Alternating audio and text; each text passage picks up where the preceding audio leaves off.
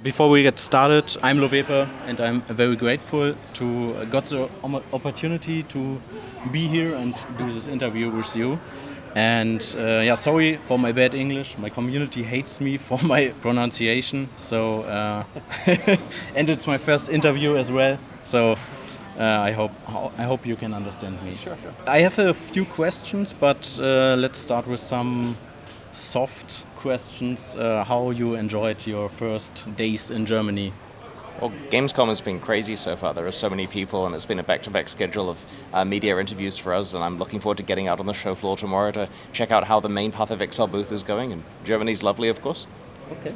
Yeah, I mean, it's been very nice. Obviously the jet lag is a little bit annoying all the way from New Zealand. We're opposite time zone, but other than that, it's been very nice here. You already saw the Kölner Dom, Cologne Cathedral? Yes. Yes? Yeah, it's very impressive. Yeah. Very Okay, nice. nice. Okay, so let's start with a few questions because I think your time is very limited. So I like to start with some Path of Exile 1 questions. Can you briefly explain what future is for Path of Exile 1 when we are looking to the PoE 2 release, so the next month, and after the PoE 2 release? So our intention with Path of Exile 1 is to carry on basically what we've been doing so far, which is quarterly expansions that introduce new challenge leagues, endgame changes, metagame changes, and we're very cognizant of the fact that because Path of Exile 1 is a separate product from Path of Exile 2, we don't need to allow Path of Exile 2's ongoing development to affect Path of Exile 1 necessarily. We can make sure that Path of Exile 1 keeps evolving in its own direction, and we have staggered our launches of leagues, so the Path of Exile 1 will occur sometime after each of the Path of Exile 2 launches, meaning if players want to, they can play the PoE 2 expansion and then come and play a Path of Exile 1 expansion maybe 8 or 9 weeks later in the 13-week cycle. Yeah. Okay, so PoE 1 and 2 will be separate games, and PoE 1 has ruthless mode, so can we expect some kind of more power creep, more broken mechanics in PoE 1 again, or is it like we had it in the last few leagues, so that there are not so many very broken combinations? Well, I think some degree of power creep is inevitable. It's very difficult for us to not introduce content to the game that helps increase the power cap of players. And while we're trying to be mindful of it, we know Path of Exile has been out for more than 10 years already. It's got more than 10 years of life left in it. We want to be careful to not have too much incremental power creep year after year, but certainly it's inevitable that players will continue to gain more power over time and find more crazy ways to play. Mm-hmm. Yeah. We have now received a few new support gems in 3.22. Can we expect more major numerical changes to skill gems in Path of Exile 1 in the next upcoming leagues? So in terms of numerical changes, I mean, broadly speaking, we do of course want to buff underused things, but for many of the ones we have at the moment, it's not really a matter of just changing the numbers. For those ones, we've done experimentation, and where we can change the numbers in a quick way, we've done so. Many of the ones at the moment that need buffs need a bit more of a mechanical rework or a bit of taking back to the drawing board and making better, and that's something we've been doing in various ways. For example, we've been overhauling ascendancy classes and so on occasionally doing gem reworks, but we found that in some cases it's easier to introduce new options than to change too much about how an existing thing works, because even though the thing may feel underused, it's still being used by some number of builds, and we have to be careful to not accidentally ruin them as we improve it for the other players. So if you want to change one gem, you want to rework it, right? To be a lot better, yeah. Okay, I understand. What's about melee? Well, melee is obviously something we want to feel really good. Now, the tricky thing, of course, is to fundamentally make melee feel really awesome. You need to do the type of extensive work that Jonathan's team have been doing for Path of Exile 2 for 5 years now. And so we're in a bit of a difficult situation in Path of Exile 1 because we do not have all the new character rigs and all of the significant amount of animation work that's gone into Path of Exile 2. We still want melee to feel good, but this is going to require more of a Path of Exile 1 twist on making melee feel good. Okay. You started to rework the acts in Path of Exile 1 and suddenly stopped it. Is there a story behind it, or was it never planned to rework all acts in Path of Exile 1? So we make visual improvements where we can do, if there's something that's particularly old. Some of the earliest acts in Path of Exile have been there, like we started the work on that in 2007. Yeah. You know, there's some very old assets, so we want to improve those as we can.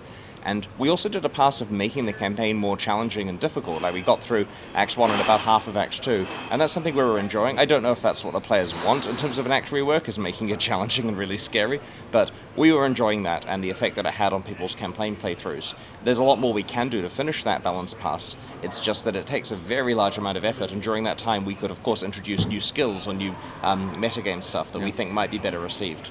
Yeah. Okay, so one question I have asked myself a lot of times: how are League mechanics created? How can you describe the process? So is it like you are sitting on a big round table and everyone throws in his ideas like a big brainstorming, or how does it work and how you get your thoughts from? Honestly, there are so many different ways we come up with leagues. For a while, one of our favorite ways was to scroll through Netflix and try to find movie ideas that could become cool leagues. Like, it just inspires you. You know, you see a heist movie and think we could do that, for example. Okay. And I think it's the case with just about any kind of ideation.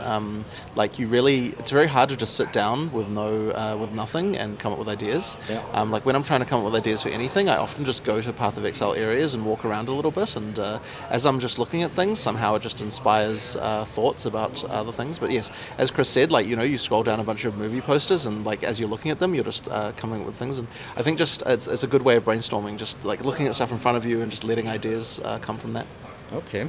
How far away or how far ahead are leagues planned, set? We usually don't plan further ahead than the one that we're currently working on. So, for example, at the moment we're working on 323 that's coming out, you know, towards the end of the year. We have no idea what 324 is. Like, I could tell you zero facts about 324, but 323 I could tell you quite a lot about. Okay. It's actually very important to do that, because if you plan things too early, then you can't respond to what the players' needs are. You're just kind of making something for like people who are already 6 months out of date. Yeah. So it's kind of important to be able to respond quickly. Okay, amazing. Is there a simple reason why popular leagues like Sentinel and Ultimatum have not made it into core game yet? Generally speaking, it's because we don't yet feel that the core game is ready for them. Now, with Ultimatum, maybe the game is a bit more ready. With Sentinel, we don't necessarily know that it fits in the core theme of Path of Exile. Like, you know, having floating laser robots following you isn't necessarily something we want in the dark fantasy, baseline game. But there are certainly elements of Sentinel we can wrap in. And for Ultimatum, I suspect you'll hear more news soon. Okay, interesting. Last PoE 1 question. In case Path of Exile 1 doesn't have many players in a few years because PoE 2 is just bigger, and I don't know. Have you given any thoughts to preserving the PoE 1 experience, like in a SSF offline mode or something like this? I understand what you're asking for here. If Path of Exile 2 is massively successful and every player moves over there, then would we still continue to run PoE 1? But we would. It's very inexpensive to run an empty game server. Having said that, we do not expect it to be empty. We're going to produce some very high-quality PoE 1 content, and we're honestly expecting that users will jump between the two games quite a lot. So there's really no reason to ever need to shut down Path of Exile 1 servers if that's what you're worried about. Yeah. Like that, I can't imagine a scenario where that would be something we'd choose to do, because as Chris just said, the infrastructure for it is entirely scalable with the number of players. So like if there's not many players, then it costs us nothing. Okay. You know what I mean? Like we're not worried about like having the service just running, and it uses the same backend as Path of Exile 2 does. So it's ultimately the same service. So it really, there's not really any fixed costs we need to be worried about. Like so long as Path of Exile 2 is running, there's no reason not to have Path of Exile 1 also running on the same backend infrastructure at the same time. So yeah. I mean, for me, it's perfect. I can play Path of Exile 1, after a few months, Path of Exile 2, and go on all the year, all time. So, win. Okay. So let's move on to Path of Exile 2 questions. A closed beta is planned for June next year. How closed it will be? So who can participate? You should probably look at what we've done with past betas. Like if you look at 3.0 and how that was, there's probably quite a similar plan. But specifics I don't really want to go into too much. But you'll certainly be able to get a chance to play if that's what you're wanting to do. There'll be ways, you know. So, Okay. Nice. And the scope of the beta, you can tell us anything about this? So it's going to be the whole game. So there won't be. It's not just going to be one act or something like that. There's really no point to me of having a beta that isn't the whole game, because half the point of it is to test things like the economy and so on, and you can't know how that will fall out unless you've got the whole end game and everything in there. We need to have the whole end game and everything. What won't be in the beta necessarily, or rather will probably come during the beta, is we're going to be integrating Path of Exile 1 League mechanics and things like that back in over time. We don't necessarily need every one of those to be in the beta when we start to be able to get good feedback from that, but we certainly need at least the campaign and the end game and everything all through there to be able to see how things go. And of course the beta is our last chance to actually make sure that all that stuff is good before we no longer we can't exactly take items away once the beta has ended, so therefore we have to make sure that we're getting all our economic testing correct during the beta period. So we will have the chance in the beta to test the end game? Absolutely, yes. Okay, nice. Can you give us a little teaser for the end game? So we're not going to announce anything about it, but what I will say is that it's still ultimately going to be maps, but the whole end game situation, I guess, everything around that, we'll still have to announce. But ultimately, it's still going to be the maps that you know and love, with crafting of them and all that sort of stuff like that that's going on. We definitely, that to us is fundamental DNA of Path of Exile, and something that we want to make sure we do. Nice, nice. So, Path of Exile 2 will be released on PC, Xbox, PlayStation, I guess. Do you talk or think about crossplay? It's absolutely something that we're very keen to do. We still have to work out all the stuff around it, but crossplay I think would be very, very beneficial. So I'm very keen myself. Okay, nice. I think this is one point that is very important, especially for console players to have one economy with the PC players. Right, for sure. I think you managed to simplify the new skill system greatly in PoE 2 compared to PoE 1, but at the same time you don't reduce the complexity of it, so it's still complex. Right. And is it something you are trying to do with every mechanic, like crafting in Path of Exile 2? Basically, my opinion on complexity is that it's very important that things are easy to use and they don't put roadblocks in your way, but it isn't necessary to remove depth. A new player gets turned off by when things are annoying, they don't understand what's going on, but I don't think there's anything inherently complicated about just having a lot of options. So I still like to provide a lot of options, which means there's a lot of interesting combinations you can do, but I don't see that to be the same thing as complexity. Complexity is whether the system is hard to use or not, and it's very interesting when you look at something like the skill tree, right? People open the skill tree and it's this huge thing, and they look at that and think, oh, it's so complicated, but actually there's nothing more simple to use than the Path of Exile skill tree, right? Everyone immediately understands how to use it. It's just a question of what skills do I allocate, right? And I don't see that as complexity. So then when it comes to crafting, like you asked, once again, I think that Path of Exile, due to the fact that we've added so many crafting systems over time, and things have kind of accreted like this, it means that crafting in PoE 1 is sort of complicated, because everything's a little bit, the way everything works is not really consistent. There's a few issues there. So I think it's possible to make it not complicated while not removing any depth. And that is what I'm hoping to achieve with PoE 2, is we still have lots of options, there's still lots of things to think about, but it's still easy to use, easier to use than it is in PoE 1. And that's I guess, the overall view. Easier, but not less depth. Right, exactly. Yeah.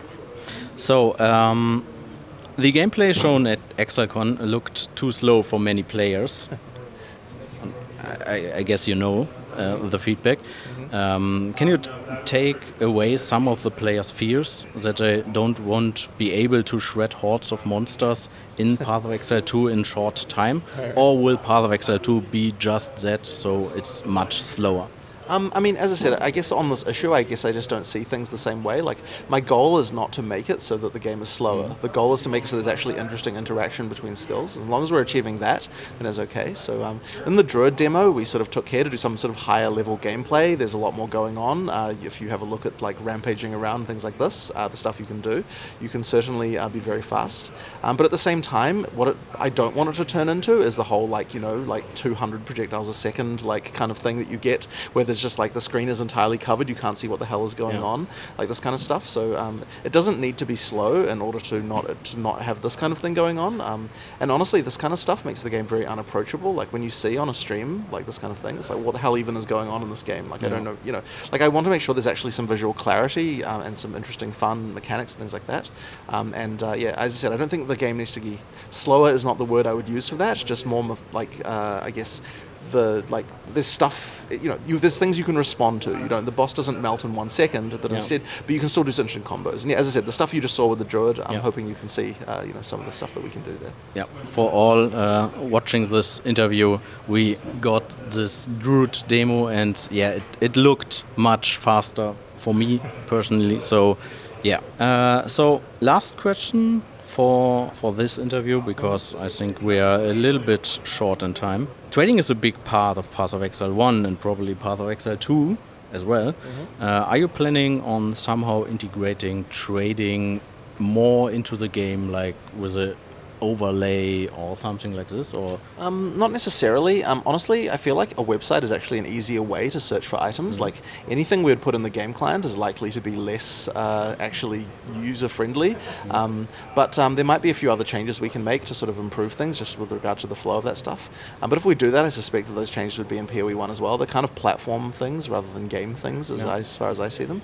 But ultimately, it's still going to be like, similar things where you have, public stash tabs and things like that. You can search them online and then be able to do some trade stuff after that. That's still our trade philosophy, if you know what I mean. Okay.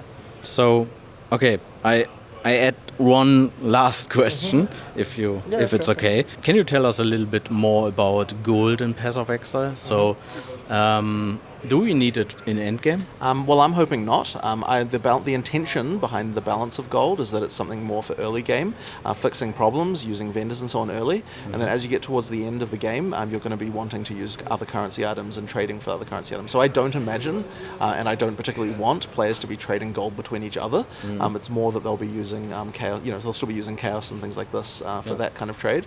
The gold will be more for just vendors and stuff like that. Okay. Yeah.